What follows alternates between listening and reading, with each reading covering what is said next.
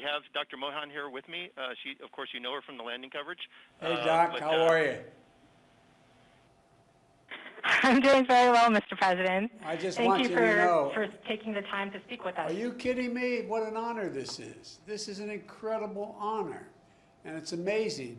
Indian of descent Americans are taking over the country. You, my vice president, my speechwriter, Vinay, I tell you what, but thank you. You guys are incredible. Did you want to say something? I'll be quiet.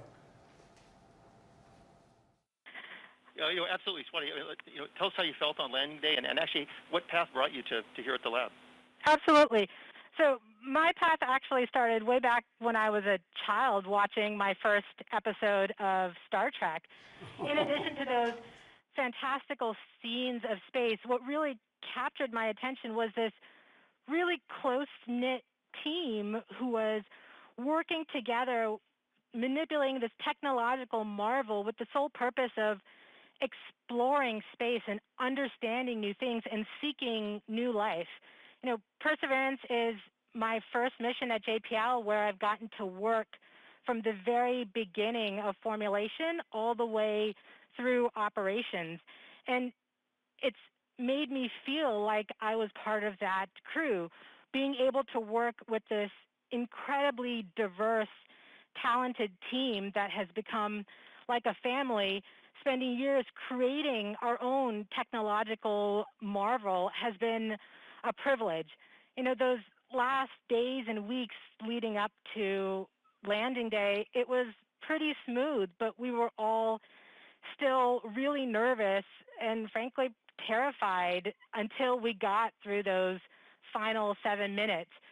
To be able to call touchdown safely, to see those first images come back from Mars, to see the place where we had never been able to go to on Mars before, and go there, reach there for the express purpose of seeking out new life, just made it feel like I was living in a dream.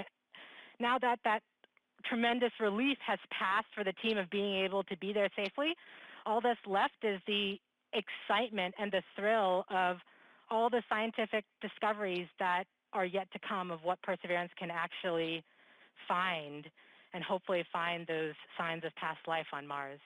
Well, I tell you what, you said you feel like you're living a dream.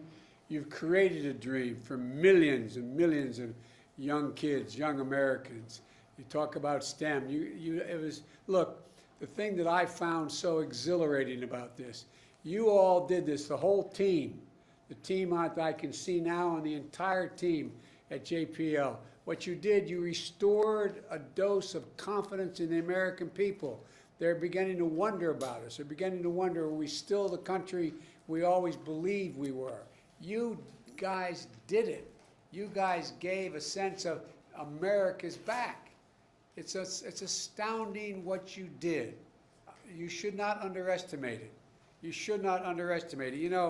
You did it the most American way. You believed in science. You believed in hard work, and you believed there wasn't a darn thing you couldn't do if you put your minds together. One of the reasons why we're such an incredible country is we're such a diverse country. We bring the best out of every single solitary culture in the world, here in the United States of America. And we give people an opportunity to let their dreams run forward. And I can't tell you how much, everyone was so down the last years about, is America still the font of change, and are we still the country that has hopes and develops and pursues the most unlikely things to happen? And we are. And you all demonstrated it. I really mean this. It's so much bigger than landing Perseverance on Mars. It's about the American spirit. And you brought it back. You brought it back in a moment we so desperately needed. I was talking to a head of state who was calling me about congratulating me on becoming president.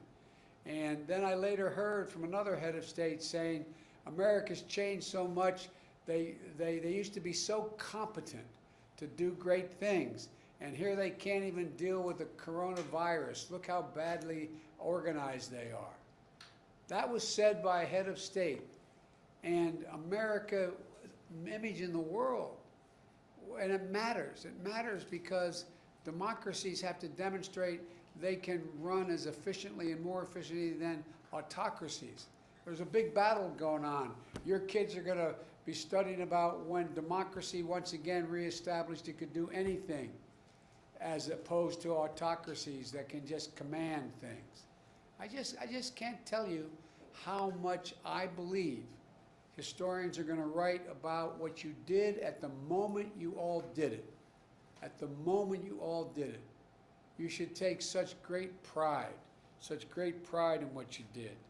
We can land a rover on Mars, we can beat a pandemic, and with science, hope, and vision, there's not a damn thing we can't do as a country. We have never, ever, ever failed to meet a goal. We've set our mind to it, and we've done it together. And that's what you all showed. So it goes way beyond the whole notion of what you just recently did. And God only knows what is going to come from this. God only knows what's going to happen. But you all are incredible. All the dreams you've created in other people's minds, other young kids. I tell you what, I just wanted to thank you and tell you, it just seems that, we're on the side of the angels just at the moment when things look like they're really dark in America over our history. Something has come along. Something has come along. And you guys came along and you did this. And so I just want to thank you from the bottom of my heart, tell you how presumptuous of me to say I'm proud of you, but I am so proud of you. And Mike, the teamwork that still exists there, the importance of it, the consequence of what you're doing, and it's only just a start. I had a group of folks in my office not too long ago, House and Senate members, House members, Democrats and Republicans, talking about infrastructure. And I have in the shelf in my Oval Office a moon rock. And they walked over and said, "This is actually a moon rock from the moon?" And I jokingly said, "You ain't seen nothing yet. Wait till you see what comes home from Mars." So anyway, folks, thank you, thank you, thank you, thank you. You're great Americans, and you're demonstrating again, there's not a thing we cannot do when we set our mind to it. Well, God bless you all. Thank you.